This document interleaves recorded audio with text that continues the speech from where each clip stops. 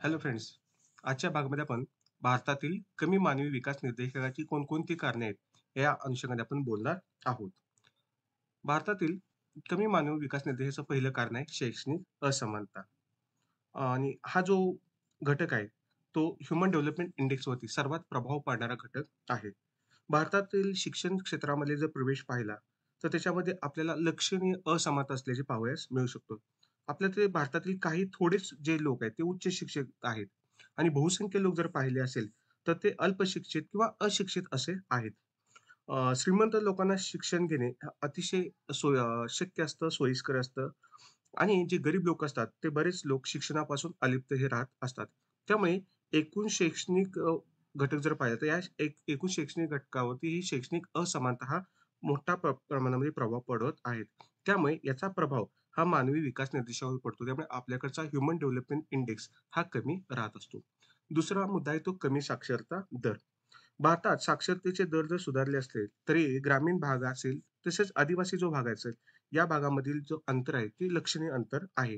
ग्रामीण आणि आदिवासी भागामधील साक्षरतेचं प्रमाण हे खूप कमी असलेले आपल्याला पाहावयास मिळते. त्याच पद्धतीने ग्रामीण आणि आदिवासी भागात शाळा, पायाभूत सुविधा याचा अभाव असलेला आपल्याला अजून पाहावयास मिळतो.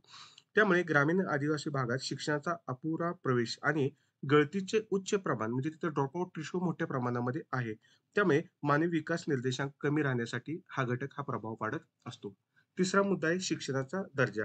अनेक शाळांना निकृष्ट पायाभूत सुविधा, प्रशिक्षित शिक्षकाची कमतरता किंवा तिथं अभाव असेल, अपुरे शैक्षणिक साहित्य याची असमानतेचा सामना त्यांना करावा लागत असतो. याचा परिणाम शिक्षणाच्या गुणवत्तेवरती होत असतो. शिक्षण घेणाऱ्यांच्या संख्येवरती त्याचा परिणाम होत असतो. तसेच वंचित प्रदेशामध्ये शालेय शिक्षणाची सरासरी वर्ष आणि शालेय शिक्षणाची अपेक्षित वर्ष जी आहेत ती कमी राहतात. ज्यामुळे त्याचा एकूणच परिणाम शैक्षणिक प्राप्तीवर त्याचा परिणाम होतो आणि त्यामुळे आपल्याकडचा जो ह्युमन डेव्हलपमेंट इंडेक्स मधला जो एज्युकेशन इंडिकेटर आहे, तो काय राहतो? कमी राहत असतो. चौथा मुद्दा आहे आरोग्य आव्हाने, हेल्थ चॅलेंजेस. आरोग्य हा मानवी विकास निर्देशकामध्ये एक सर्वात महत्त्वाचा घटक आहे, जो आयुर्मान आणि जीवनाची गुणवत्ता प्रभावित करत असतो. भारतात अनेक आरोग्यविषयक आव्हानांचा सामना भारतामध्ये करावा लागत आहे, ज्यामुळे मानवी विकासाचा निर्देशांक कमी होण्यासाठी हातभार लावत आहे. ही अत्यंत गंभीर आणि विचार करण्यासारखी गोष्ट आहे.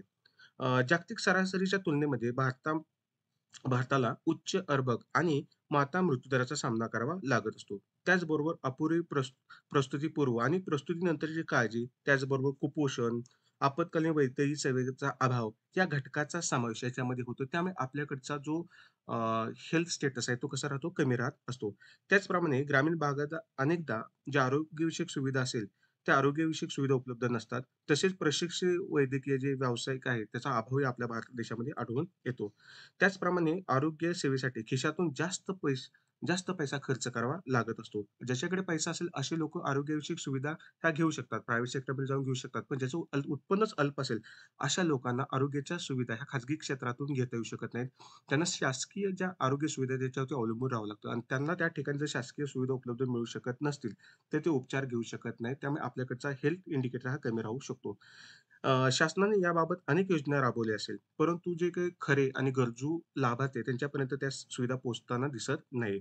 तसेच क्षयरोग असेल, मलेरिया, डेंग्यू, ताप यासारख्या संसर्गजन्य जे रोग आहेत, त्या रोगाचा उच्च प्रसार आणि आरोग्यावर त्याचा परिणाम होतो. त्यामुळे आयुर्मानावरती त्याचा परिणाम हा होत असतो. त्यामुळे आपल्याकडचा मानवी विकास निर्देशांकाच्या वाढीसाठी हा अडथळा निर्माण होत असतो.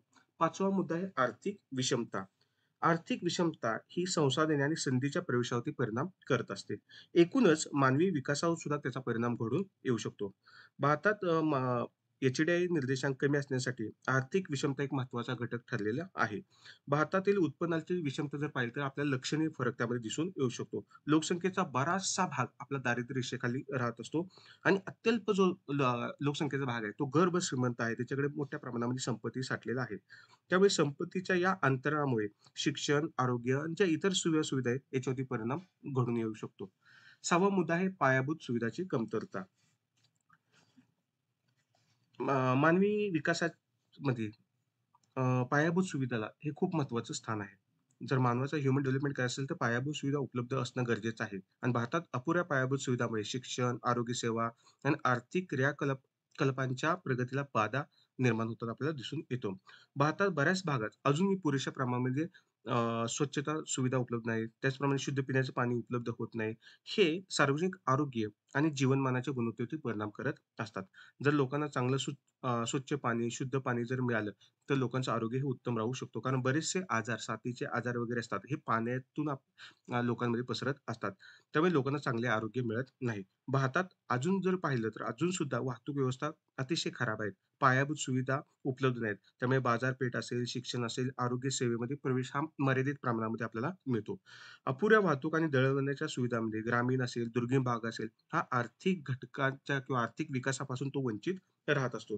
त्यामुळे एकूणच जर एचडीआय ज्यावेळेस कॅल्क्युलेट केला जातो, त्यावेळेस पायाभूत सुविधाची कमतरता हा आर्थिक विकासाच्या विकासाला तसेच एचडीआय निर्देशांकाच्या मेजरमेंटसाठी तो काय राहतो, परिणाम करणारा घटक ठरू शकतो. त्यामुळे आपला एचडीआय कमी आहे. पुढचा मुद्दा आहे तो म्हणजे सामाजिक विषमता. आता सामाजिक विषमता भारतामध्ये सामाजिक विषमता ही मोठ्या प्रमाणामध्ये आहे आणि ही सामाजिक विषमता आर्थिक विकासाच्या संधीमध्ये आणि आर्थिक विकासाला मोठ्या प्रमाणामध्ये अडथळा निर्माण करतो. जात, लिंग, इतर सामाजिक स्तरावरती अनेकदा उपेक्षित गटांसाठी शिक्षण, आरोग्य सेवा आणि आर्थिक संधीतील प्रवेश हा मर्यादित आहे. त्यांना त्या ठिकाणी प्रवेश मिळत नाही. त्यामुळे ती विषमता ही मोठ्या प्रमाणामध्ये वाढत चाललेली आपल्याला दिसून येते. त्याचबरोबर महिला असतील किंवा खालच्या जातीतील व्यक्तीला वारंवार या विकासाच्या प्रक्रियेमध्ये हे जे काही सामाजिक बाधा आहेत, अडथळे आहेत, याचा सामना करावा लागतो आणि परिणामी याचा असा होतो, की सामाजिक आर्थिक मागासला जे आहे ते वाढत राहतं आणि जो वर्ग आहे, म्हणजे जो वर्ग हा मागास वर्ग असेल, हा विकासापासून, त्या लाभापासून काय राहतो, वंचित राहत असतो. त्यामुळे मानवी विकास निर्देशांक कमी राहत असतो. 8वा मुद्दा आहे प्रादेशिक विषमता. भारतात आर्थिक विकासातील सर्व राज्यामध्ये आर्थिक विकास आहे तो सर्व राज्यामध्ये सारख्याच प्रमाणामध्ये झालेला नाही. काही भाग प्रगत आहे, काही भाग अप्रगत आहे. काही भागामध्ये औद्योगिकीकरण मोठ्या प्रमाणामध्ये झालेलं आहे. तिथं आर्थिक संधीचा फायदा त्या लोकांना मिळाला आहे. तर काही भाग जे मागासले आहेत, तिथं औद्योगिक प्रगती झालेली आहे. तिथं आर्थिक संधी त्यांना प्राप्त झालेली नाही. त्यामुळे आर्थिक विषमता ही मोठ्या प्रमाणामध्ये भारतात असलेल्या दिसून येते. आता उदाहरणार्थ पाहायचं म्हटलं, तर महाराष्ट्र आणि गुजरातसारखे जे राज्य पाहिले, तर ते विकसित आहेत आणि त्याची तुलना जर आपण बिहार आणि उत्तर प्रदेश केलं, तर ह्या बिहार, उत्तर प्रदेशामध्ये जो विकास आहे तेवढं झालेलं आहे. त्या राज्यांना विकासात्मक आव्हाने आहेत, ते मोठ्या प्रमाणामध्ये स्वीकारावे लागतात आणि त्याचा गंभीर परिणाम त्या देशावर त्या राज्यावरती झाला आहे. ते राज्य मागासलेली राहिलेली आहेत.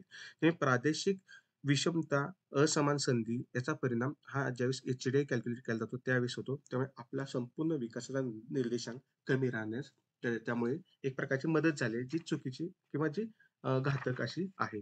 पुढचा 9वा मुद्दा आहे राजकीय अडथळे.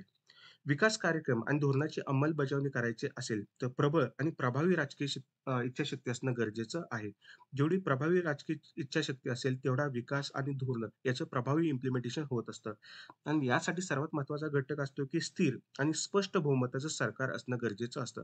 आणि बऱ्याच वेळेस स्पष्ट आणि स्थिर जरी सरकार जर असेल, तर काही वेळेस त्यांच्यामध्ये जी राजकीय इच्छाशक्ती जर तेवढी नसेल, त्याच्यामध्ये कमतरता असेल, तर त्या राजकीय अडथळ्यामुळे जो विकास कार्यक्रम आहे त्याचं किंवा विकासाचे धोरण आहे, ते योग्य पद्धतीने परिणामकारकरित्या राबवली जात नाही. त्यामुळे संसाधनाचा योग्य पद्धतीने वाटप न होता चुकीच्या पद्धतीने त्याचे वाटप होऊ शकते. त्याचप्रमाणे उत्तरदायित्वाचा अभाव निर्माण जर झाला, तर प्रगतीमध्ये अडथळा निर्माण होतो, की जी करण्याची जबाबदारी ज्याची असेल त्याने ती जबाबदारी प्रभावीपणे राबवणं गरजेचं असतं. त्यांनी जर ते उत्तरदायित्व त्याचं योग्य पद्धतीने राबवलं नाही किंवा ते काम योग्य पद्धतीने केलं नाही, तर त्याचा परिणाम हा ह्युमन डेव्हलपमेंट इंडेक्सवरती होतो आणि तो ह्युमन डेव्हलपमेंट इंडेक्स कमी राहू शकतो. 10वा मुद्दा आहे प्रशासकीय अडथळे. विकास कार्यक्रम आणि धोरणाच्या अंमलबजावणीसाठी प्रभावी शासन आणि प्रशासकीय कार्यक्षमता ही महत्त्वाची राहत असते. जर संत व अवजड प्रशासकीय प्रक्रिया जर असेल, तर विकास असेल, की विकास प्रकल्प असेल किंवा कल्याणकारी योजना आहेत, त्याची अंमलबजावणी करण्यासाठी विलंब निर्माण होऊ शकतो किंवा अडथळे येऊ शकतात. त्याच पद्धतीने अकार्यक्षम शासन संरचना अनेकदा प्रभावी धोरण अंमलबजावणीमध्ये अडथळा आणतात. त्यामुळे भारताचा जो एचडीआय आहे, तो कमी राहिलेला आपल्याला दिसून येऊ शकतो. पुढचा 11वा मुद्दा आहे तो आर्थिक घटक. आर्थिक घटक मानवी विकास निर्देशांकाला निर्धारित करण्यासाठी महत्त्वाची भूमिका बजावत आहेत. आर्थिक चढ-उतार हे आर्थिक विकासाला परिणामकारक ठरू शकतात. तेजी मंदीची चक्र असेल किंवा जागतिक आर्थिक संकट असेल किंवा अंतर्गत आर्थिक व्यत्यय हा विकासाच्या प्रगतीला परिणाम करू शकतात. त्यामुळे गरिबी मोठ्या प्रमाणात वाढते, विषमताही त्यामुळे वाढू शकते. आता उदाहरणार्थ पाहायचं म्हटलं तर 2 वर्षापूर्वी झालेल्या जागतिक पातळीवरती रशिया-युक्रेन युद्ध असेल, ह्या रशिया-युक्रेन युद्धाचा परिणाम असा झाला, की भारतामध्ये खाद्यतेलाच्या किमती मोठ्या प्रमाणामध्ये वाढल्या. कारण तिथून जो माल आपण आणत होतो, इम्पोर्ट करत होतो, तो माल आपल्याला मिळाला नसल्यामुळे आपल्याकडे खाद्यतेलाचं शॉर्टेज निर्माण झालं. त्यामुळे त्याच्या किमती जास्त झाल्या.